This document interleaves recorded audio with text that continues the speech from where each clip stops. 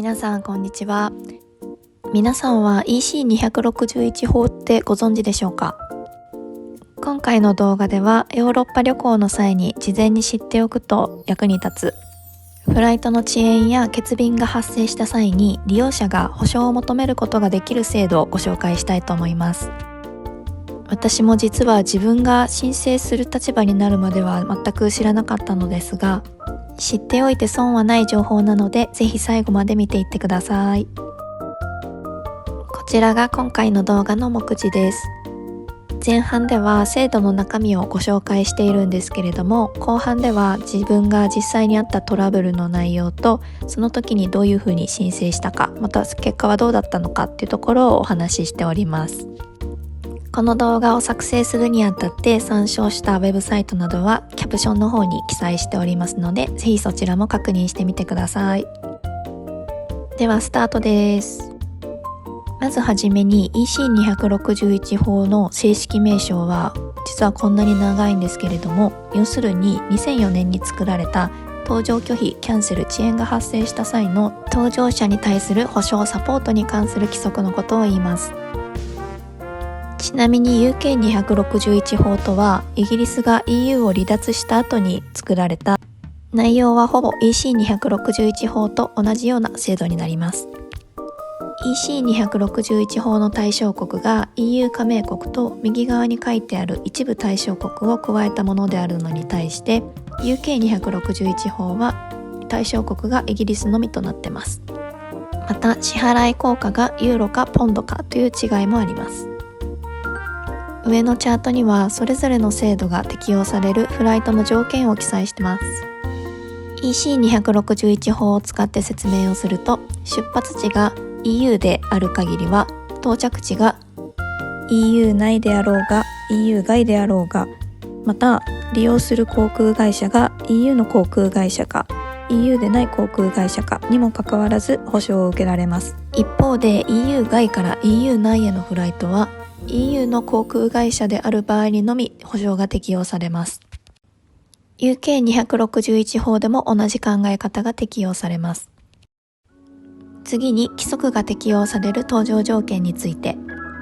一つ目は航空会社などが指定した時間までに、もしくは指定がない場合は出発45分までに搭乗者がチェックインを完了させていることが条件になります。2つ目に関しては詳細は後ほどお話ししますが、理由を問わず航空会社または旅行会社によって予約した便から別の便に振り替えをされた場合があります。搭乗者がこの1つ目もしくは2つ目に当てはまる場合は規則が適用されます。ただ注意点として、マイレージプログラムを除いて無料航空券や割引運賃航空券で搭乗する場合には適用されないことをご注意ください。次に規則が適用される条件について3つあります。まず1つ目は搭乗拒否。こちらはオーバーブッキング等の理由で搭乗を拒否された場合があります。こういう時は航空会社のスタッフの方がまずは自発的に他の便に振り替えてくださるお客さんを募るそうなんですが、その人数が満たない時はこういうふうに乗客の意思に反して搭乗を拒否されるという場合が起こります。2つ目はフライトの遅延。こちらに関してはフライトの距離によって当初の出発時刻より何時間遅れたかというところで判断されます。3つ目はフライトのキャンセル。こちらに関しては出発日の何日前までに航空会社から通知があったかによって条件が変わります。それに加えて丸2や丸3のように航空会社側から新しく提案されたフライトが当初の予定よりも基準の時間内に出発・到着する場合は規則が適用されません。最後に前提としてキャンセルの理由がエクストラオーディナリーサーカムスタンシーズっていう異常事態というふうに航空会社側が判断した場合は一部の保証が適用外になります。その異常事態って何ぞやということに関しては、そのキャンセルの理由が航空会社がコントロールできるものだったかどうかというところが争点になります。この枠内に書いてあるのが異常事態の例です。よくあるストライキに関しては航空会社の職員によるストライキは異常事態として見なされないということになったんですが、空港職員や航空管制など航空会社側でコントロールできない側のストライキに関しては異常事態として扱われます。また今起こっている事象としては、ロシアのウクライナ侵攻によるルート変更だったり、イスラエルとガザ間の紛争によってキャンセルになったフライトに関しては異常事態として扱われると思われます。次に搭乗者の権利について、これまでお話ししてきた規則が適用される条件を満たした場合、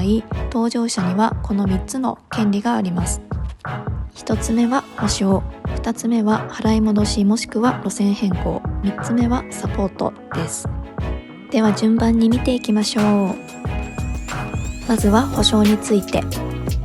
搭乗者は条件を満たしている場合に、ここに記載してある保証金を得ることができます。保証金はフライトの距離によって変わりますが、かなり大きいですよね。下に注意点を記載してますが、まず1つ目は航空会社が提示した代替のフライトが当初の予定のフライトから基準の時間内に到着する場合は、この保証金の保証額は 50% 減額される場合があります。2つ目としては、フライト遅延での保証金に関しては3時間以上の遅延の場合のみが適用になります。最後に、先ほどお伝えした通り、キャンセルの理由が異常事態と判断された場合はこの保証が適用されません。次に払い戻しもしくは路線変更の権利に関して、条件を満たしている搭乗者はこの A、B どちらかを選択することになります。A に関しては実際のチケットの購入金額での全額の払い戻しを受けることができます。またこれは行きのフライトでトラブルが発生した場合のみのことだと思われますが、最も早いタイミングでの当初の出発地までの復路のフライトチケットの提供も受けることができます。一方 B に関しては最も早いタイミングもしくは搭乗者が希望するタイミングで同等の輸送条件下で目的地に向かう路線の変更を航空会社側が行います。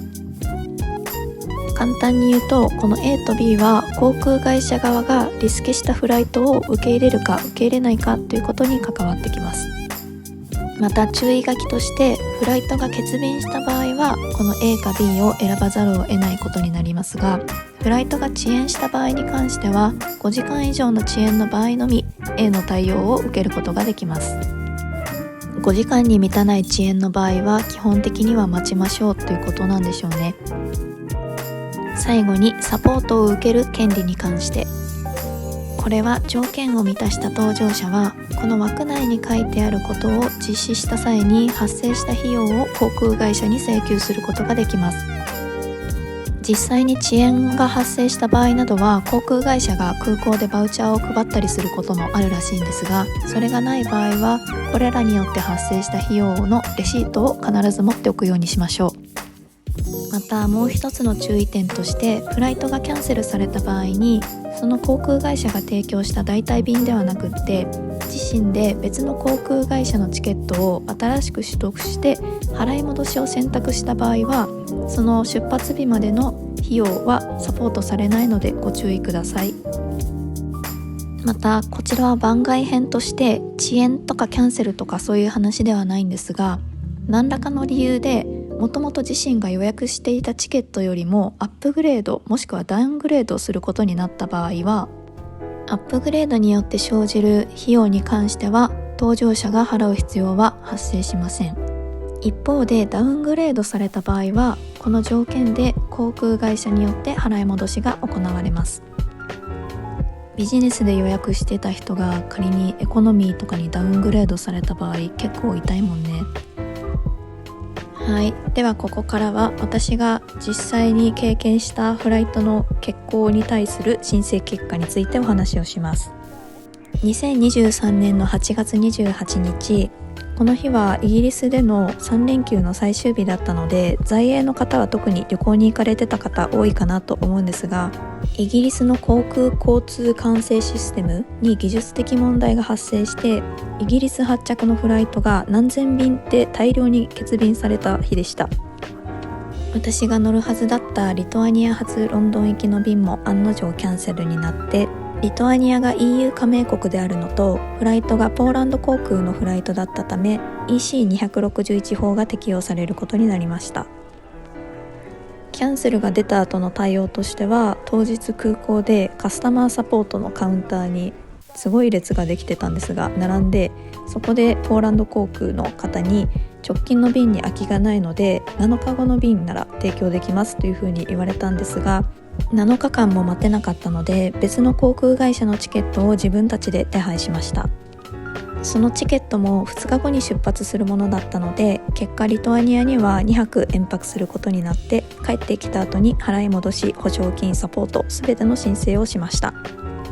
基本的にこの申請は航空会社のホームページから行うことになっていて、だいたいホームページのカスタマー問い合わせとかヘルプタブのところにあるかなと思います。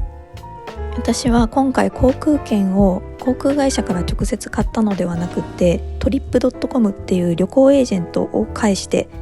予約したものになるので、払い戻しに関してはこのエージェント経由で申請をして、残りの保証金やサポートに関しては航空会社のホームページから申請しようとしたんですけど、このホームページがうまく機能してなくて送れなかったので、カスタマーサポートに連絡して、その申請先のメールアドレスを教えてもらって、そこに対してメールで申請をしました。そして結果に関しては、まず1つ目、保証金に関してはありませんでした。これは航空会社でコントロールできない異常事態と判断されたためでした。これに関しては仕方ないかなという感じです。2つ目、リトアニア発ロンドン行きの使わなかったチケットに関しては全額払い戻しがされました。3つ目のホテル代や食事代、移動代のサポートに関してはありませんでした。これは私の認識不足だったんですが、キャンセル後に払い戻しを行って自分で別の航空会社のチケットを取った場合は、このサポートを受けられないようです。ちなみに2の払い戻しに関しては旅行エージェント経由で入金されるまでにだいたい1ヶ月かかりました。1と3に関してはメールで航空会社に申請してから全く音沙汰がなくって、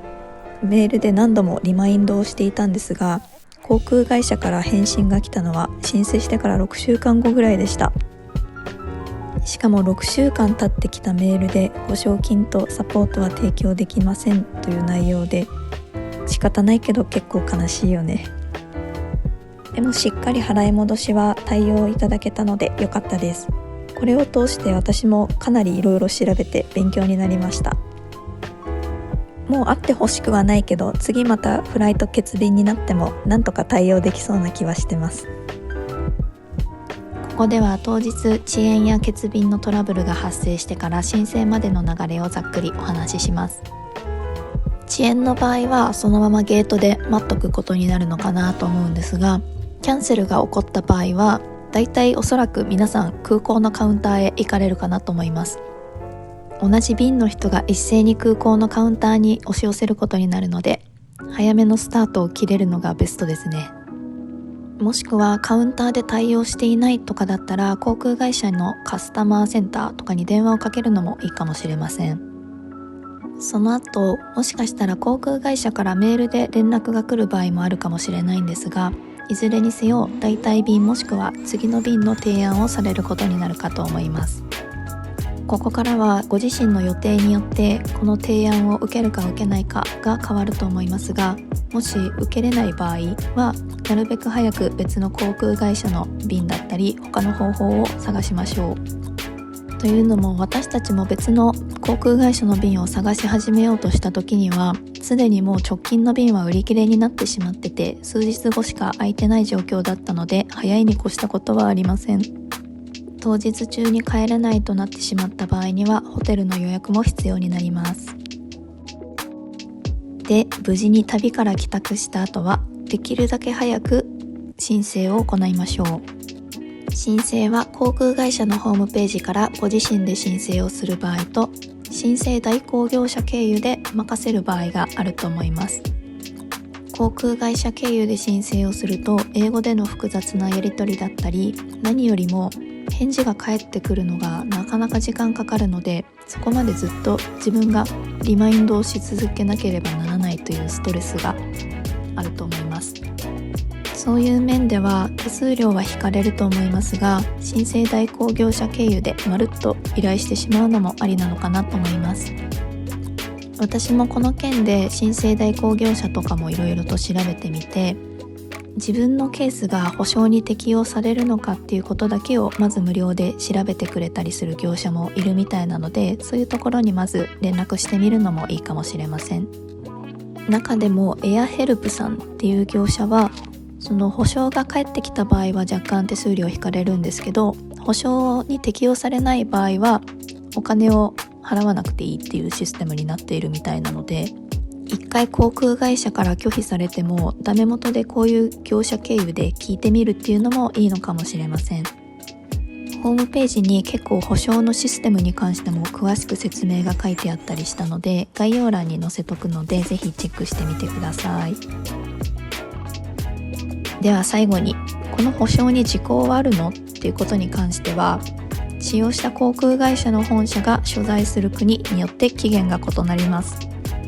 短い国で1年、長い国で10年だったり、マルタ共和国なんて無制限ということでした。なので過去こういうトラブルがあったけど、この制度のことを知らなくて保証を申請したいっていう方もまだ間に合うかもしれません。この制度に関しては航空会社側からわざわざ自発的にこういう制度あるよ、申請してねっていう風に言ってくるものではないので、条件に当てはまる場合はぜひ自身でガツガツと申請していきましょう。いろいろと長く喋っちゃったんですが、この動画が皆さんの役に少しでも立てれば嬉しいなと思います。最後まで見ていただきありがとうございました。少しでもいいねと思っていただけましたら、高評価やチャンネル登録もぜひよろしくお願いします。また次の動画もお楽しみに。